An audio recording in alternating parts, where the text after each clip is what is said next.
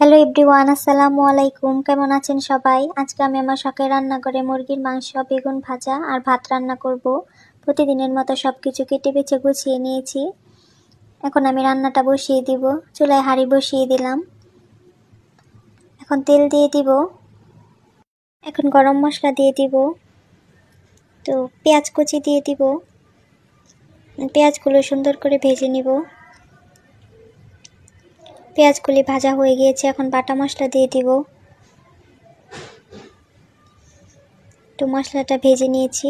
এখন মরিচের গুঁড়ো, হলুদের গুঁড়ো, স্বাদ মতো লবণ, রাঁধুনি মুরগির মাংসের মশলা দিয়ে মশলাগুলো সুন্দর করে ভেজে নিব।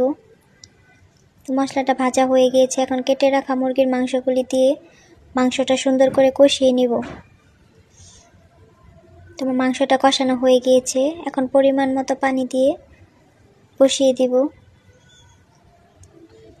তো কেটে রাখা বেগুনগুলি সুন্দর করে মাখিয়ে নিব। মরিচের গুঁড়ো, হলুদের গুঁড়ো, স্বাদ মতো লবণ,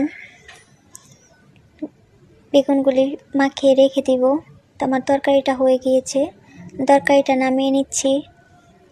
এখন বেগুনগুলি ভাজার জন্য চুলায় কড়াই বসিয়ে দিলাম।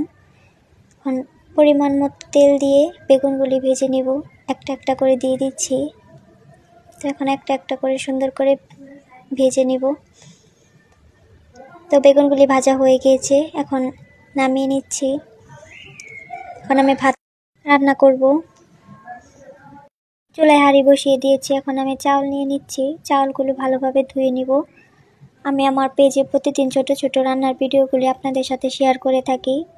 রান্নার ভিডিওগুলি যদি আপনাদের ভালো লেগে থাকে অবশ্যই পেজটা ফলো করে দিবেন আর কমেন্ট করে জানাবেন কেমন লাগে ভিডিওগুলি।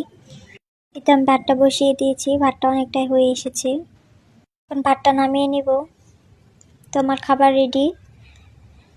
এখন একটা একটা করে সব বেড়ে নিব। মুরগির মাংসের তরকারি, ভাত। তো আমার খাবার টেবিল রেডি। কেমন হয়েছে সবাই জানাবেন। ধন্যবাদ সবাইকে।